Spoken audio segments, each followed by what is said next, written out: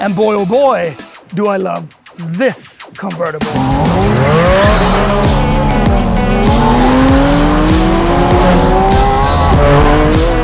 It will always be there for you in any situation. The shifting, the steering, the brakes, the balance, everything.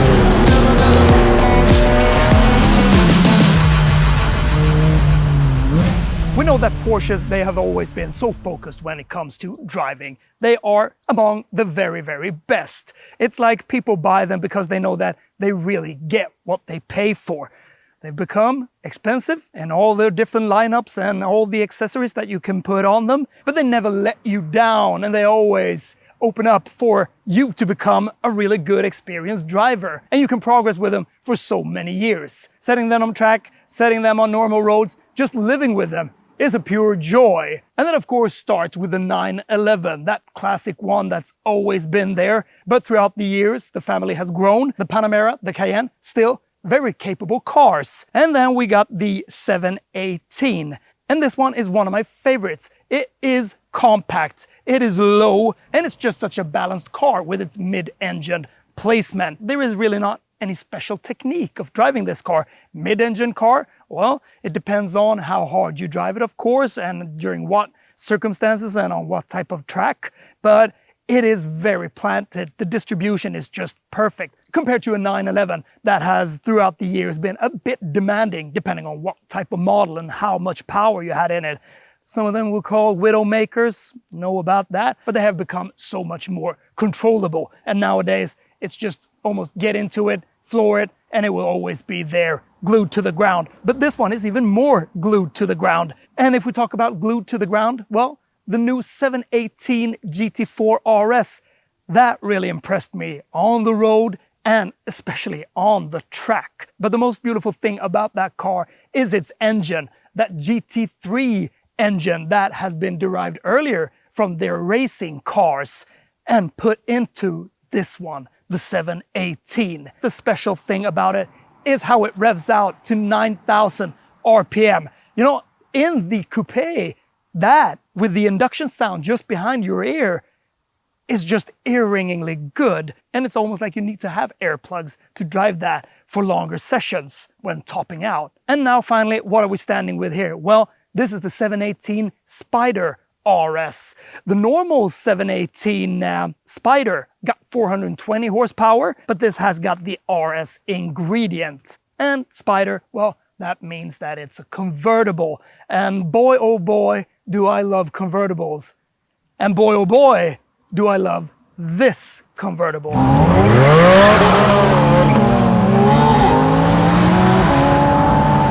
They've reduced the spring rate by 55% in the front and 43% at the back. And you can sense that in some way. It is a little softer. It's not much, not to me. It's still a very stiff car with these cup bucket seats, and that's what you want. You want this to be a hardcore car. And it still is. I love it that they've taken that serious driving sharpness to the road instead of just making it gravitate towards the racetrack. They also optimized this 7-speed PDK gearbox a little, so it is a little shorter in its gearing. That means that, you know, you should be more engaged by flicking the paddles.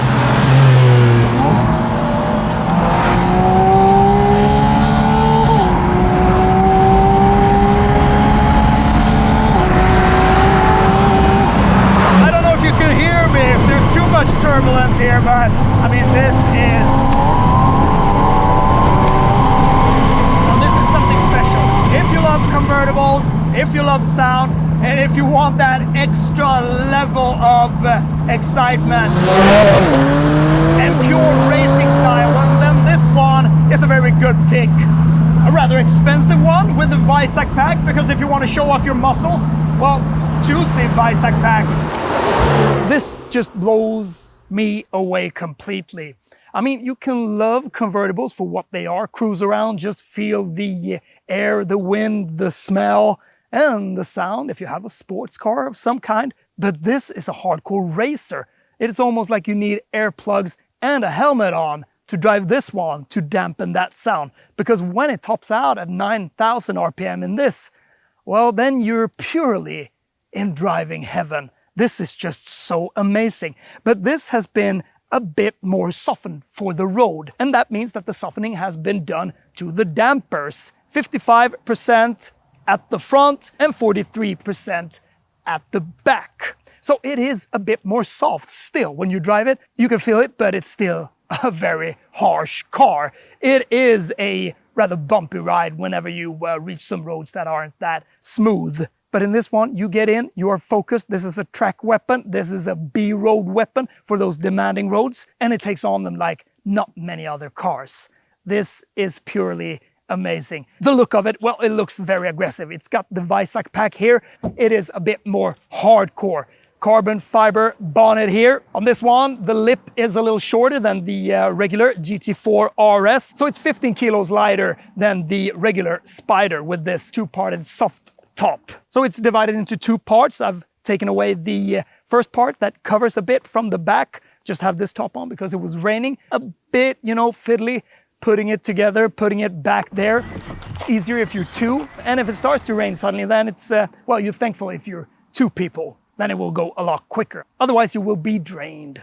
But that's the cool thing about this car. It is a weapon that you pick out like, I'm gonna attack some roads today. What's the weather like? Well, good. I'm taking it off, putting it back there, and then you just drive all day long. Driving it with it on, well, I did that when I picked up the car.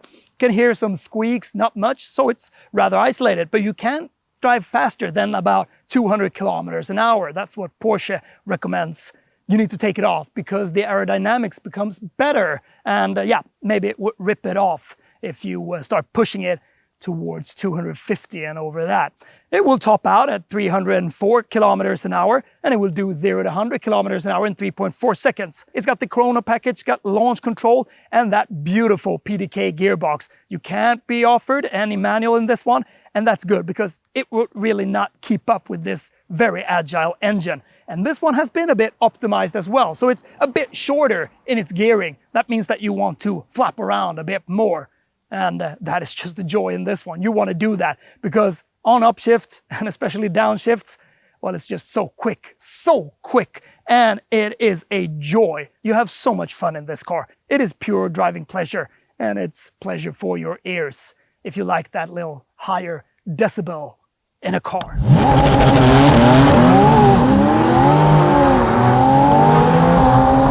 So when the grip is there, 0 to 100 is dealt with in 3.4 seconds. This is the thing about this car. Open roads, sunny, great weather, all that wind turbulating in here. That's what you want, and just shifting about, hearing that lovely engine.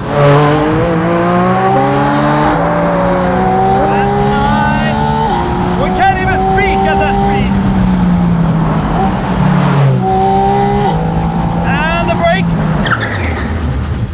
Steel brakes in this one, but they're still so powerful. This is a heart-pumping ride. When you flick about with this PDK gearbox, there's no doubt about that. And I mean, in some cars you can choose the manual gearbox, in this one you can, because it is so quick, this engine, that is just so suitable with a PDK gearbox. You don't want anything else. I want to be quick in my car. This is the fastest way to be effective, to be quick.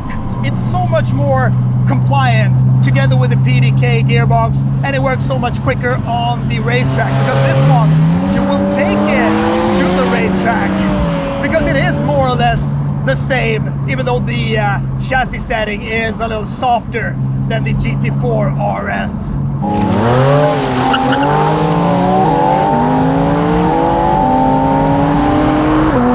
And this mid-engine placement in these cars, well, the whole car is just so perfectly balanced. You can't almost get a more balanced car than this one.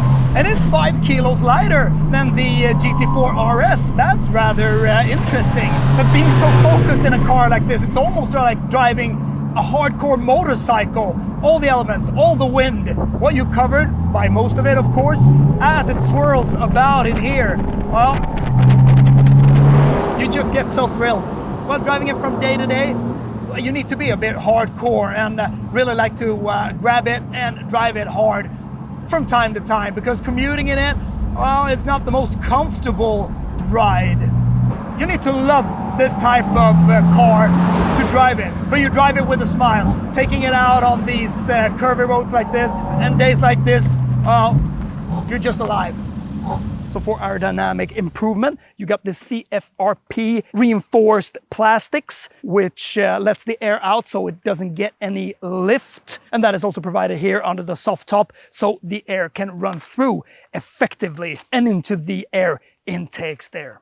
These ones here, well, they improve the cooling for the brakes. You can get carbon ceramic brakes. We got the steer brakes on this one. They squeak that nice when you calmly brake. So you know that they are steel, but they are so powerful. You come to a stop as quick as you possibly can in this one, so they are great. I also like that yellow lining around the rims. You get that inside as well. Yellow seat belts, yellow strap as you open the door, and also the name Spyder RS down here behind the front wheel in yellow. So the Weissach pack gives you a lot of carbon fiber and some other goodies to make it look even stronger. But do you need that? Well, on this one, it really suits it. So go for that one. A little over 100,000 Swedish crowns, about 130,000 Swedish crowns for the Weissach pack.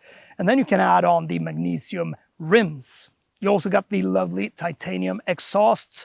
It gives a really nice zing on the upshifts, and when revving it out, it's just a treat to look at. So many people look at it because it looks rather outlandish with all these outlets and intakes, rims, and this color. It looks mean, even though I would like to have another color. But there is PTS samples that you can get, and you don't got that wing as you get on the GT4 RS. Instead, you got this ducktail or that little wing, and on top of that wing, you get that gurney flap, which is in carbon fiber, and you get that to the Weissach pack. And together with the Weissach pack, you also get that Weissach signature on the soft top. It's not like people notice that much. I really didn't, but it's there. A bit funny thing is that it is 5 kilos lighter than the coupe, and that is rather, unusual for a Spyder or a convertible. So the performance becomes just the same, even though that sharper and harder chassis setting on the GT4 RS might be a little quicker on the racetrack. But it's rather special. I mean, imagine setting this on the racetrack, having a helmet on, and just blasting away. Maybe it's just because I love convertibles that much, but when it comes in a package like this, well, I'm completely sold. And a very good extra option on this one is that lifting system in the front. It lifts it by 3 centimeters. That might not sound much, but when getting on to some higher bumps, well, then you will be thankful instead of scraping that lip or underneath it. Starting price for the 718 Spyder RS is 1,640,000 Swedish crowns. This specific one here cost 1,984,200 Swedish crowns. So it is an expensive car, but what do you get for your money? Well, you get something that is rather sharp. So you need to have the same mental, attitude about it. You want to take it out to drive sharp and to really conquer the roads and conquer all types of demanding roads or racetracks for that matter. And this one, I can tell you that it really does.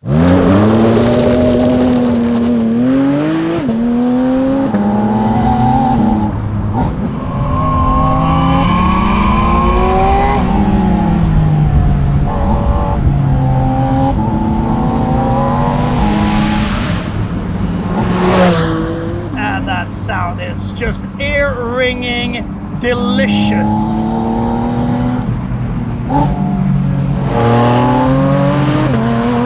You can short shift it and it's got some momentum. It's not the strongest, so it lives on its high revs. You can carry so much speed. It's so pointy in the corners. That is just incredible.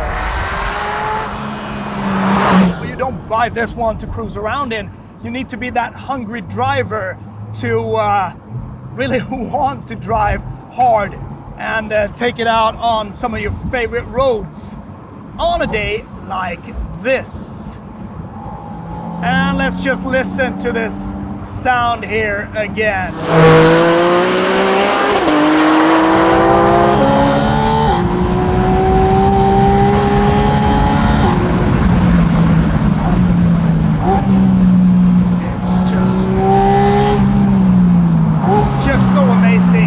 love this car. This is something that I would love to own, because you can't really overdo this car in driving. It will always be there for you in any situation. The shifting, the steering, the brakes, the balance, everything.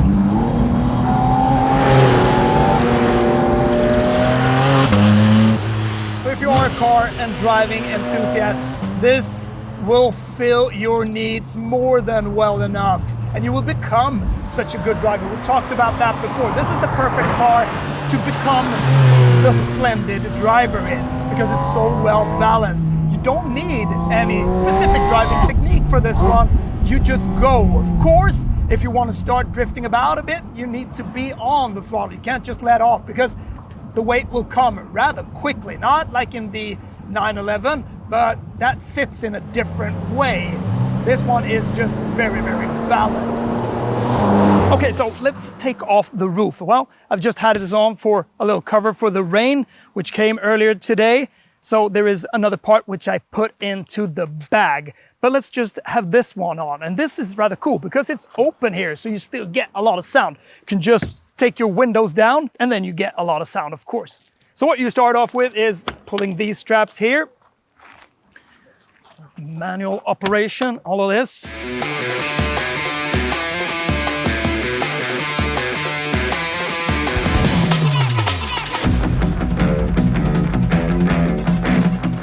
And you just close this bonnet like that. So it isn't that difficult. It's easier if you're two, but well, now it is as it should be.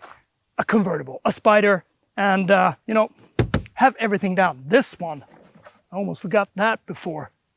That is also ridiculous. I mean, it gets a bit more turbulence in here, but you don't buy a car like this if you're gonna, you know, drive with all the windows up, this deflector back there, and having a cap on. It will just look like a total moron. This is the way to drive a car like this, and this is why you buy this one. And you just fall into a sporty car like this, a racy car like this, because this is more race car than just sports car. This is hardcore, and in here it's hardcore. There's a lot of carbon fiber. There is this Weissach written in the carbon bucket seats, which they are also in carbon fiber. Carbon fiber here, very nice, says Weissach pack, and they create so good cup holders. These are so smart. Here, so you don't get that reflection, you have race text. That's also an extra option. These ones are in race text as well. Small details, and also the steering wheel, which as always are so focused. And that nice gear lever for the PDK gearbox.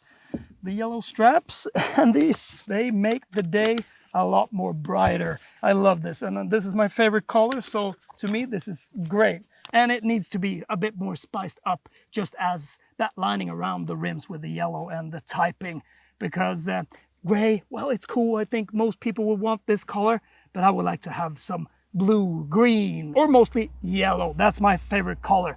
Might look a little too much to some, but to me, I just think it suits a car like this.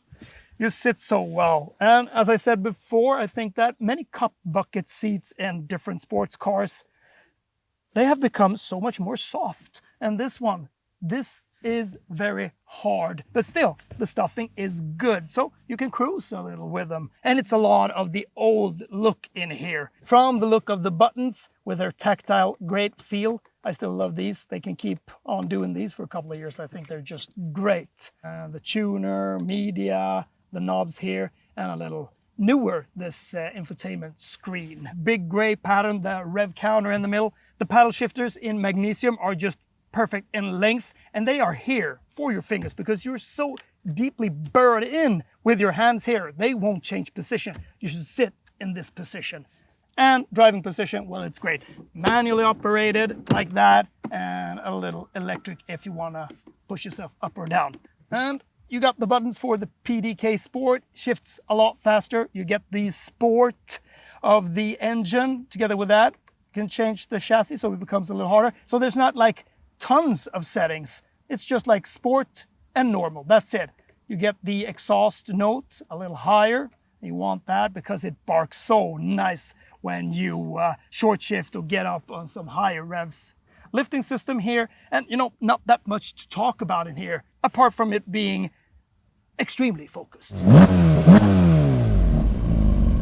And what's also very comforting, as always in any Porsche, is that you can drive them so hard without getting any error messages. I've never had that in any Porsche, anytime. I've been driving a lot of them.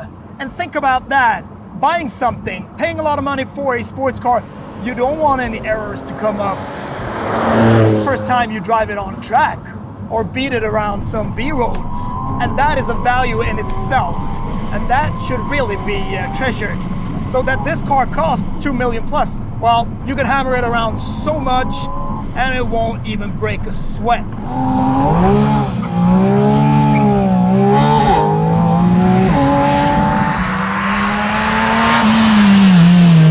The roof is a little fiddly. It is cool that it's manually operated, but I'm a bit more comfortable as a person. I would like to have it just put it on, put it back. It could be a soft top, so it doesn't weigh that much as a hard top. But when you get it going, then it's rather okay. And I like that this car is meant just for that. It's not like I'm going out for a cruise, having a relaxed time, knowing that I can fold that roof up and down whenever I want, depending on if I'm cold or I'm getting my windows up. Ridiculous, ridiculous. I mean, you have this as a tool that I'm going out for a drive, and I mean I'm going out for a drive. And then you pick off the roof and you just drive off with that mentality, that driving mentality, that racing driving mentality. If you want to take your other car, hopefully you got a comfortable one, maybe not as exciting, well, then you use that. But when you want to drive this one, well, you need to switch on as a driver, because this car wants you to switch on as a driver, because it will serve you in any situation. This is fantastic.